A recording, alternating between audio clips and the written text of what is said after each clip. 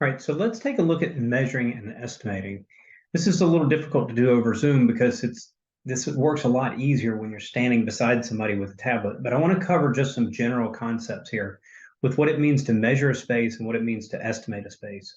So you've done your setup call, you've done your warm up, you've had an opportunity to inspect the space with the customer, and now we're here and we're going to inspect. We've done your inspection video, and it's time to measure the job. Okay, so when we think about measuring a space, first of all, it is not your role, it is not purpose to try to create an estimate or, excuse me, to create a drawing that is so accurate that somebody else can come back and rebuild the house, right? So, I mean, you look at this drawing, this is unbelievably detailed. You don't need to be anywhere near this detailed. What are you trying to do? You're trying to come up with a total square foot to do the job, right? So, in that sense, if you have a room like this, just use the squares tool on the tablet. You that little corner isn't going to mean anything, right? So what am I trying to do? I'm trying to come up with a close enough number for square footage. Now, a typical hard surface product, luxury vinyl plank, laminate, um, hardwood, they come in boxes. You have to buy it by the box. You can't buy 83 and a half square feet. You're going to end up buying the next box up, and you've got waste factor on top of that. So it's not like you're buying an exact number anyway. Let's say that you've measured this space and you've come up with 83 and a half feet. Well, when you add a 10% waste, now you're up over 90 feet, and you're going to round it up to the next box anyway.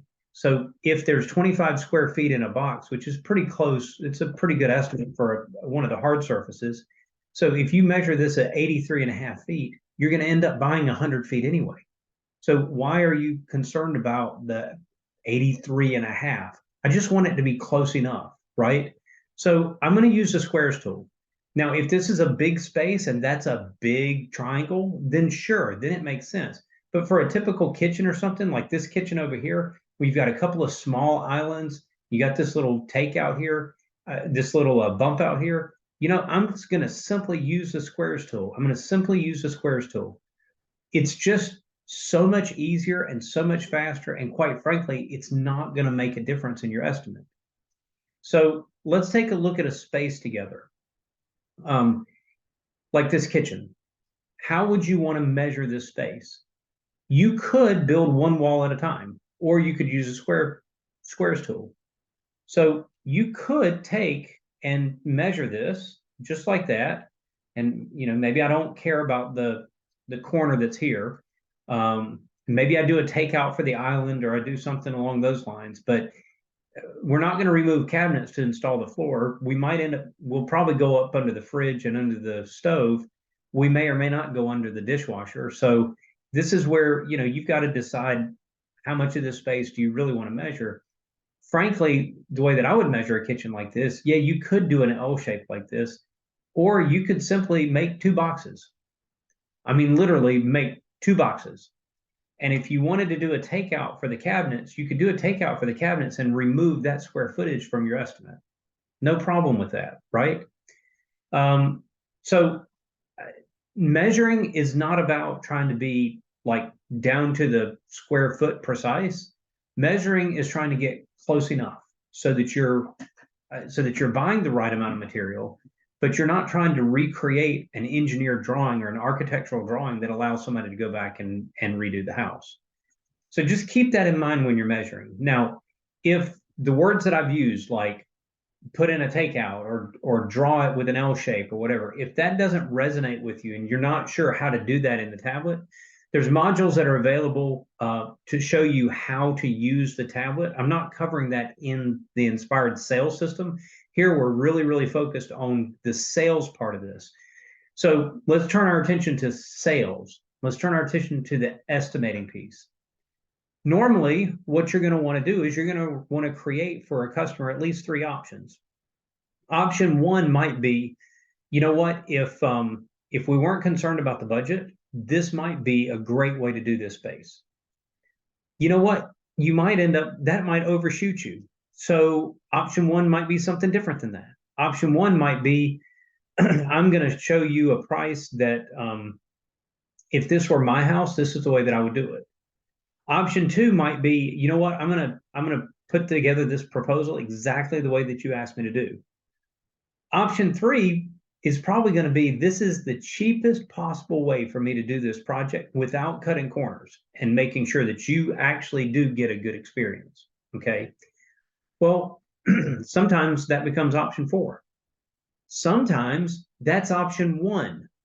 So I want to be really, really clear on that, because we do coach in the Inspired Sales System. We absolutely coach that option one is more expensive and option two is less expensive with a 20 or 25% gap between them.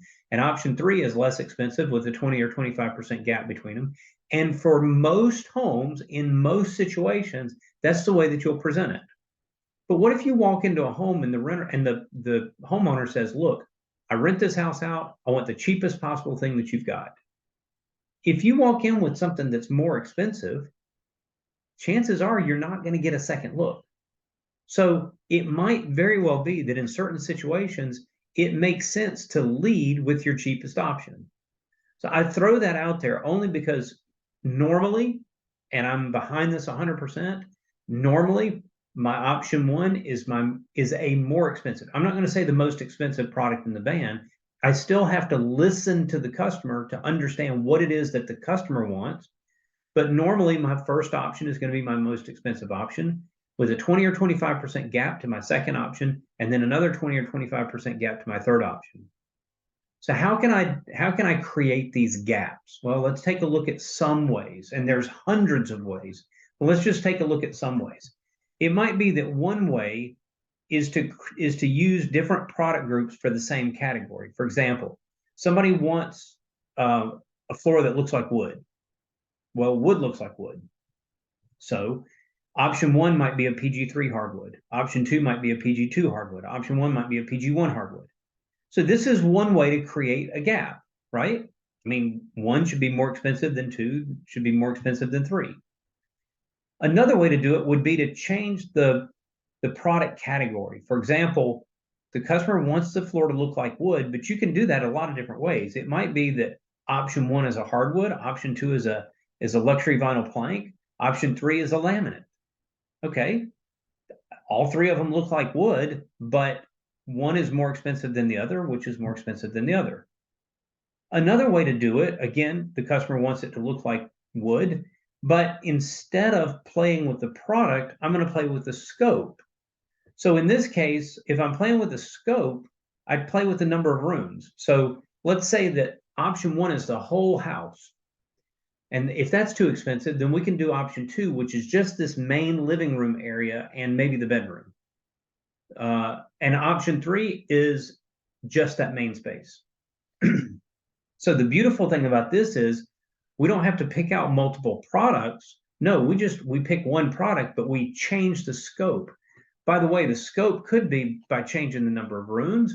It could be by changing the accessories and trim. It might be that in one option, we're going to upgrade the baseboards to a really tall, 7-inch wide baseboard. But if the project is too expensive, we have another option. We can just stick with the baseboard you've got and put quarter round up. A fourth option could be, or a fourth way to do this is maybe option one is the whole house. Option two is just the main space. And option three, now we're removing services. So what do I mean by services? The customer can move their own furniture. The customer can tear out their own carpet. Maybe the customer will install their own trim. They'll put the quarter round in after we're done. Maybe in a bathroom, the customer is going to remove and reset the toilet, and we're not going to mess with that. Maybe in a kitchen, they're going to move all their own appliances. Maybe you build an option one and you include an area rug. And then for option two and three, you take the area rug out. There's so many different ways to build options. Just keep in mind that your first option is, it might be the sky's the limit, but more than likely it's not. More than likely, your first option, even though it's the most expensive option for this customer, it's still not the sky's the limit. It's what makes sense for this customer. You have to listen to the customer and build something that makes sense for this customer. So let's assume for a moment that we're doing this either a 3, 2, and 1, or maybe we're changing products here. When you're changing products, it's important that each option give the customer the opportunity to pick something out so they have a shopping experience, right? So option 1, maybe you pick 3 or 4 product boards. And when they pick the perfect board, right? You've pulled in 4 product boards and they pick the one they absolutely love. They pick the color. You show them the price of that one and they say, "Oh God, that's way too much." Okay. So then you pick option 2. So maybe the hardwood was too much and now we're going to look at a luxury vinyl. But I'm going to narrow the number of choices. So instead of bringing 3 or 4 product boards in for option 2, maybe I only bring in 2 or 3 product boards and I narrow the option a little bit. So now with the luxury vinyl, there's 2 or 3 boards. They pick the one they absolutely love. We show them the price. They say, "Oh, no, that's still way too expensive." Okay, now I can go to an option 3, but I'm going to narrow the playing field a little bit more. So where I went from 3 to 4 product boards for option 1, 2 to 3 product boards for option 2, 1 to 2 product boards for option 3, because I'm narrowing the field. Okay, this is textbook.